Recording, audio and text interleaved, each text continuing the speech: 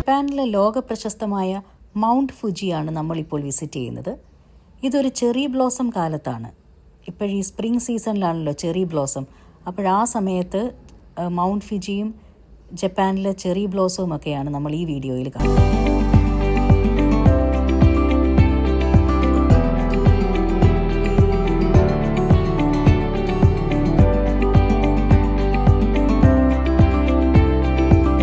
ജപ്പാനിൽ cherry blossom സീസണിനെ ഷക്കൂര എന്നാണ് അവർ പറയുന്നത്. ഇതൊരു അറൗണ്ട് ഒരു 3 വീക്സ് ഒക്കെയാണ് നിൽക്കുക. ഈ പൂക്കൾ കണ്ടാൽ അറിയാമല്ലോ, വളരെ ഫ്രജൈലായിട്ടുള്ള രീതിയിലാണ് പൂക്കൾ. അപ്പോൾ ഒരു കാറ്റടിക്കുമ്പോൾ തന്നെ ഇതിങ്ങനെ പറന്നു പോയിക്കൊണ്ടേയിരിക്കും.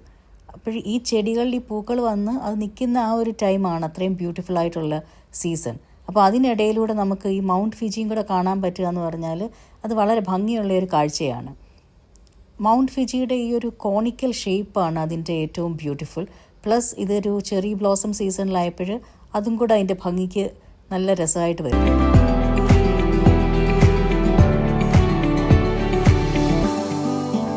മൗണ്ട് ഫുജി ഒരു ആക്റ്റീവ് വോൾക്കാനോ ആണ്. ഇത് എപ്പോഴും ആക്റ്റീവാണ്. അതുകൊണ്ട് തന്നെ ജാപ്പനീസ് ജനത അതിനൊരു ഭയവുമുണ്ട്. ടോക്കിയോയിൽ നിന്ന് 100 കിലോമീറ്റേഴ്സ് പോയാൽ മൗണ്ട് ഫുജിയിലെത്താൻ പറ്റും.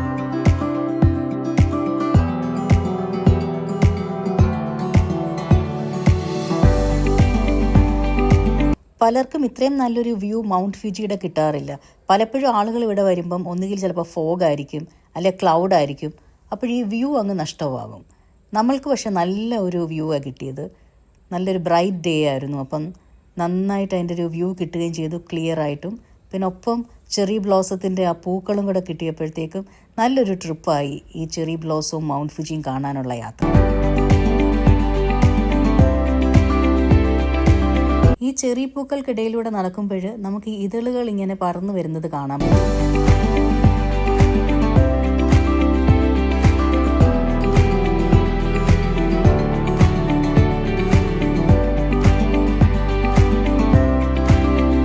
ഈ ചെറി പൂക്കളുടെ ഇടയിലൂടെ വന്നപ്പോഴാണ് ഡാഫോഡിൽസ് നിൽക്കുന്നത് കണ്ടത്.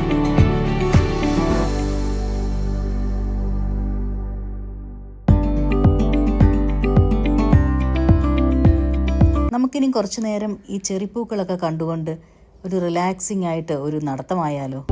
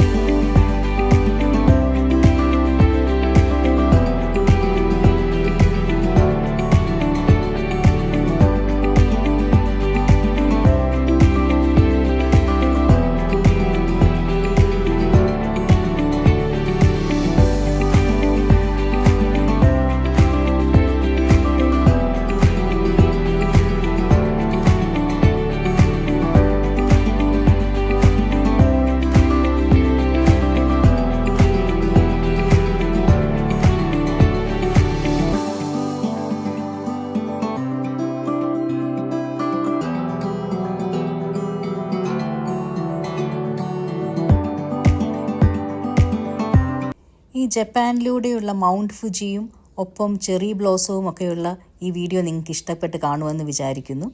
Thank you for watching.